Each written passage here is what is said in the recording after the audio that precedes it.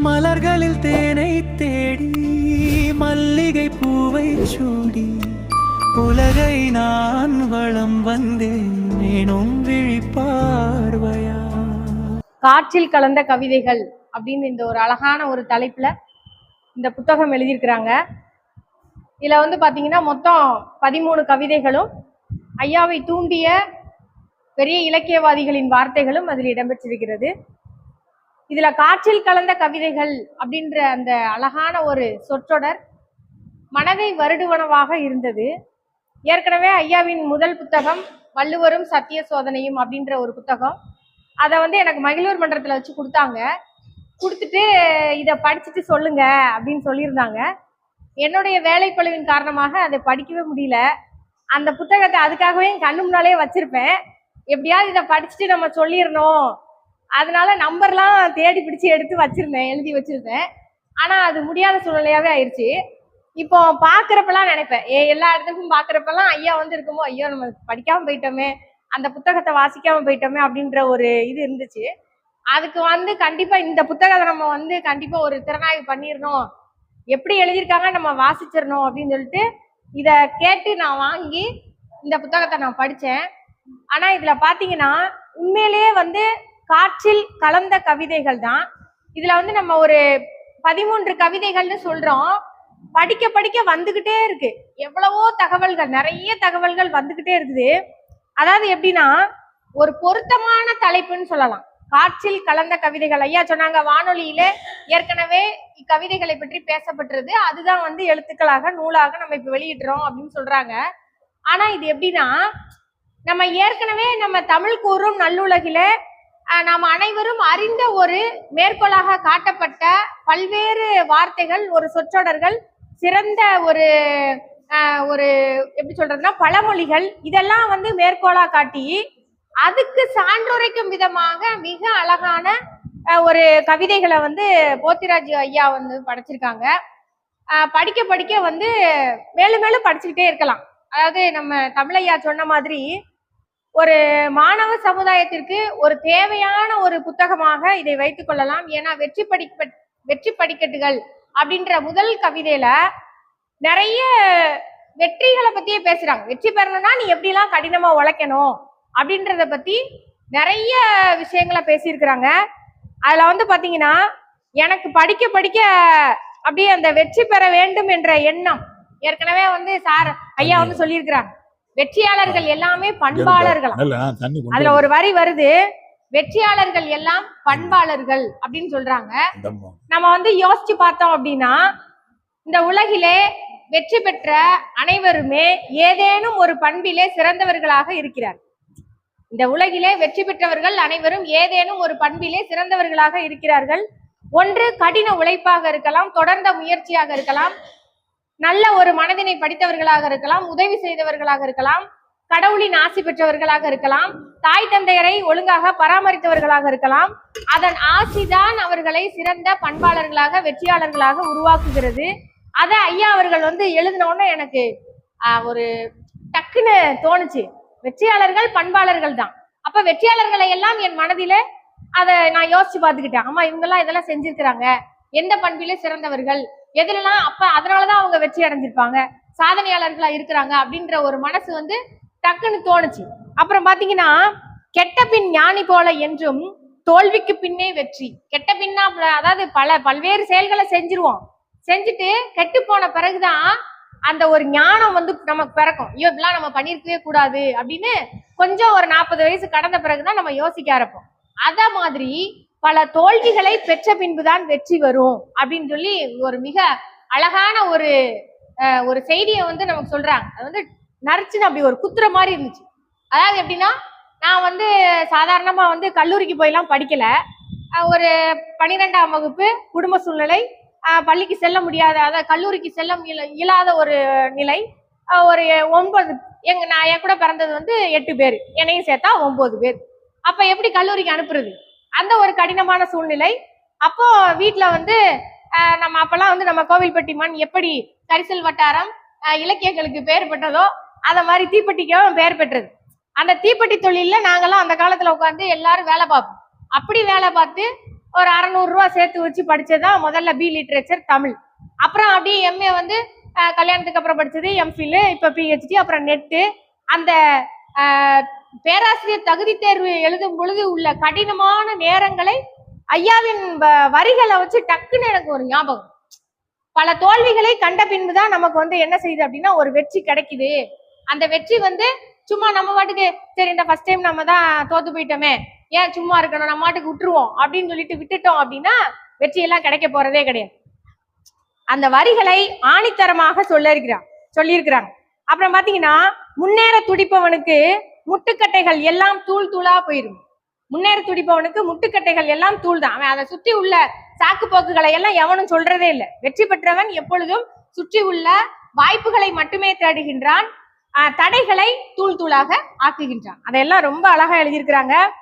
மாற்றான் தோட்டத்து மல்லிகைக்கும் மனமுண்டு என்ற வாசகத்திற்கு இலக்கணமாக பிறரை மதிக்க தெரிந்தவர்கள் தான் மாண்புடையவர்கள், வெற்றியாளர்கள்னு சொல்றாங்க. எப்பயுமே வந்து நம்ம மட்டும்தான் பெரிய ஆளு, நான் எனக்கு தான் எல்லாம் தெரியும் அப்படின்றவன் எப்பொழுதுமே ஏதேனும் ஒரு விஷயத்திலே அவர்கள் தோல்வி அடைவது உண்டு.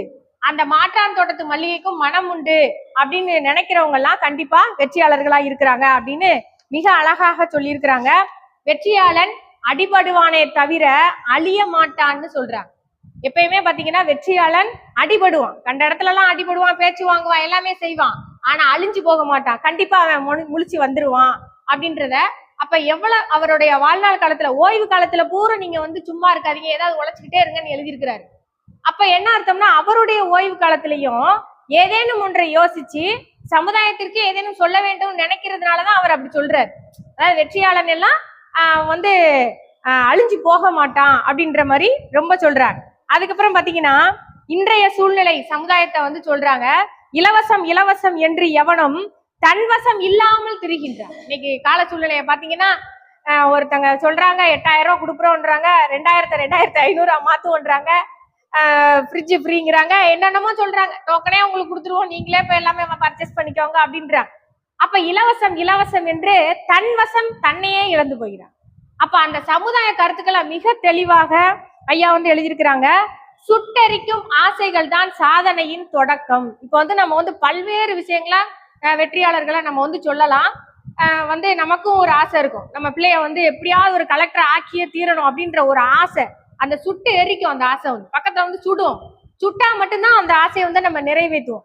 அந்த சுட்டெரிக்கும் ஆசைகள் தான் சாதனைகளின் தொடக்கமாக இருக்கிறது அப்படின்னு ரொம்ப அழகான ஒரு வரிகள். அதுக்கப்புறம் பாத்தீங்கன்னா ஆமைகளை பத்தி பேசுறாங்க. இது வந்து நம்ம அதாவது ஐயா எல்லாரும் சொன்னது மாதிரி வள்ளுவம் நிறைந்து கிடக்கிறது. பாரதியார் வந்து அப்படியே படுத்து உறங்குறாருன்னே சொல்லலாம் இந்த புத்தகத்துல. அவ்வளோ விஷயங்களை வந்து நிறைய சொல்லியிருக்கிறாங்க. கொல்லாமை, வெகுளாமை, கல்லாமை, கல்லுண்ணாமை, அழுக்காராமை, வெகாமை அப்படின்னு நிறைய ஒரு சொல்றாங்க. அதுக்கப்புறம் பாத்தீங்கன்னா கண்ணதாசன் வரிகளை வந்து எடுத்தாள்றேன். அதாவது வாழ்க்கை என்றால் 1000 மயக்கமா கலக்கமா மனதிலே குழப்பமா அப்படின்னு சொல்லி ஒரு கண்ணதாசன் பாட்டு வரும். அதுல வந்து சொல்லுவாங்க, அதாவது வாழ்க்கை என்றால் 1000 இருக்கும், வாசனை தோறும் வேதனை இருக்கும் அப்படின்ற மாதிரி சொல்றாங்க இல்லையா. அந்த வரிகளை எல்லாம் அழகா மேற்கோள் காட்டி காட்டி நல்லதா ஒரு நமக்கான விஷயங்களை சொல்றாங்க. அப்புறம் பாத்தீங்கன்னா பிறனில் விளையாமை, பிறன் இல் விளையாமை அப்படின்ற அந்த அதிகாரத்துல நமக்கு ஆமையை பத்தி சொல்லும் பொழுது நம்ம ராவணனை வந்து சொல்றாங்க, சீரிய பக்தன் ராவணன் 10 தலை ராவணனை ஒத்த தலை ராவன் சிரம் அறுத்து கதை சிந்தையிலே வைப்பீர். எப்படின்னா 10 தலை ராவணன் இருந்தானா, அவனை ஒத்த தலையை வச்சுக்கிட்டு ராமன் ஜெயிச்சுட்டானா. ஏன்? பிறனில் விளைந்தான், அதனால் கேடு கட்டான் அப்படின்னு சொல்லி ரொம்ப அருமையான ஒரு அதுக்கு நிறைய இன்னும் உதாரணம் சொல்லிக்கிட்டே போறாங்க. நிறைய சான்றுகளை வந்து அப்படியே எப்படி சொல்றதுன்னா நிறைய இலக்கியங்கள், புறநானூறு, குறுந்தொகை, அதுல இருந்து எடுத்துருக்காங்க. எடுத்து எல்லாம் மேற்கோள் காட்டி தனக்குள்ள சான்று கவிதைகளை வச்சு இந்த புத்தகத்தை ரொம்ப தெளிவா சொல்லியிருக்கிறாங்க. தேசிய ஒருமைப்பாடு அப்படின்னு வரும்போது சுபாஷ் சந்திர போஸ்ல இருந்து பகத்சிங்கு, வஉசி, மகாத்மா காந்தி, இப்படி அந்த வரிசை போய்கிட்டே இருக்கு. நமக்கு தெரிந்த தேசத்தை வந்து காப்பாற்றுவதற்காக துணிந்தவர்கள் அத்தனை பேரையும் ஐயா மேற்கோள் காட்டி அதற்கு தகுந்த சான்றுகளையும் நமக்கு கொடுத்து ஒரு அருமையான தேசிய ஒருமைப்பாடு கவிதை. அடுத்தது பாத்தீங்கன்னா காதல் கவிதை.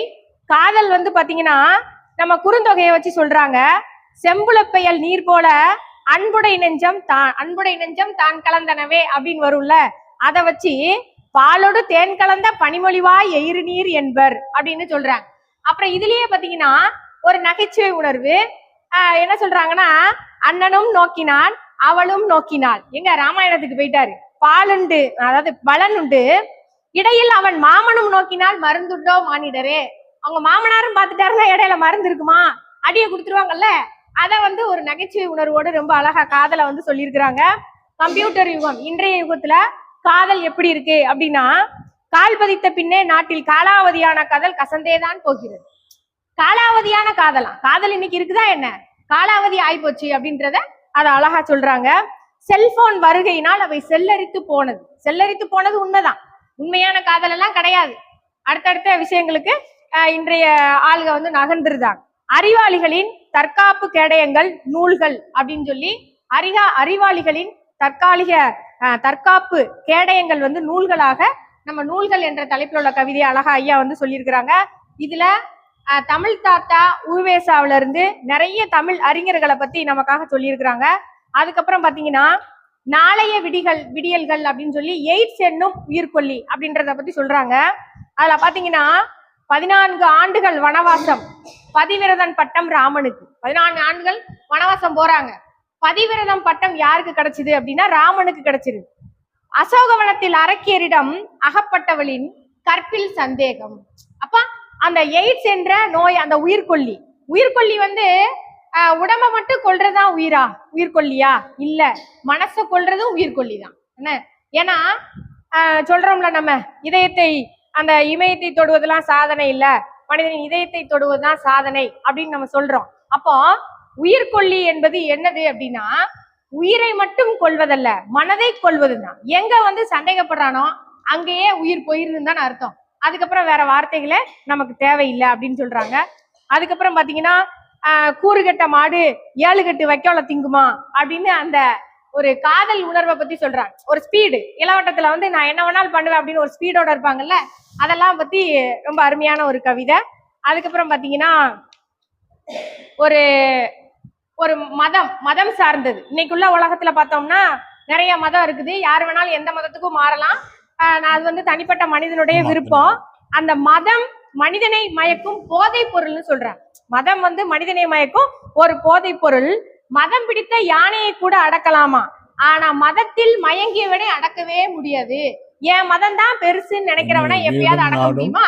கண்டிப்பா முடியாது. ஒருத்தங்க இருப்பாங்க, ஒரு குறிப்பிட்ட மதத்தை சார்ந்தவர்கள் என்னுடைய மதமும் என்னுடைய இறைவனும் தான் பெரியவன் அப்படின்னு சொல்லிட்டோம்னா அவனை அடக்குறதுக்கு அங்க முடியாது, ரொம்ப கஷ்டம்.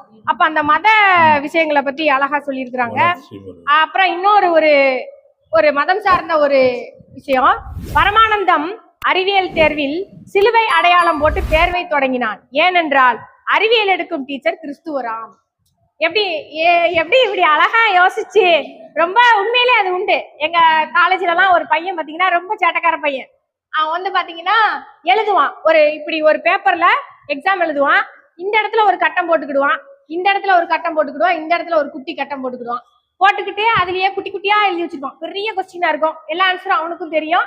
குட்டி குட்டியா எழுதி வச்சுக்கிட்டு நம்மகிட்ட பேப்பரை கொடுத்துருவான். 4 பக்கம் பேப்பர்ல அந்த ஒரு பேஜ் அவன் ஆன்சர் சீட்டு, அதை எழுதிடுவான். மேல உன் பேருனா என் பேரு தான், தேதி இன்னைக்கு தேதான், என்ன எக்ஸாம்னு போட்டிருப்போம்ல எக்ஸாம் பேரு, எங்க எக்ஸாம் தான், எங்க டிபார்ட்மெண்ட் எக்ஸாம் தான் போட்டு அப்படிதான் எழுதி வச்சுருப்பான். எழுதி வச்சுட்டு அதை திருத்தணும்னா அந்த ஒரு பேஜ்லயே நம்ம வந்து ஒரு 20 மார்க் போடலாம். அப்படி எழுதுவான். கடைசி பேஜ்ல என்ன போட்டிருப்பான் அப்படின்னா, பெரிய நாமம் வரைஞ்சி அதை வந்து அப்படியே ஷேர் பண்ணி அடியில வந்து ஒரு 5 ரூபா காயினை கொடுத்து அப்படியே ஷேர் பண்ணி, என்னால் என்றது தயவு செய்து அம்மா பாஸ் செய்து விடவும் அப்படின்னு சொல்லி எழுதுவான். அப்போ மாணவர்களின் மதிப்பீடு, ஆசிரியர்களுக்குடனான ஒரு மதிப்பீடு எவ்வகையில் சென்று கொண்டிருக்கிறது அப்படின்றத வந்து ஐயா ரொம்ப தெளிவா ரொம்ப அழகா எழுதியிருக்காங்க. இன்னும் நிறைய எழுதியிருக்கிறாங்க. கேளடா மானிடாவா, எம்மில் கீழோர் மேலோர் இல்லை.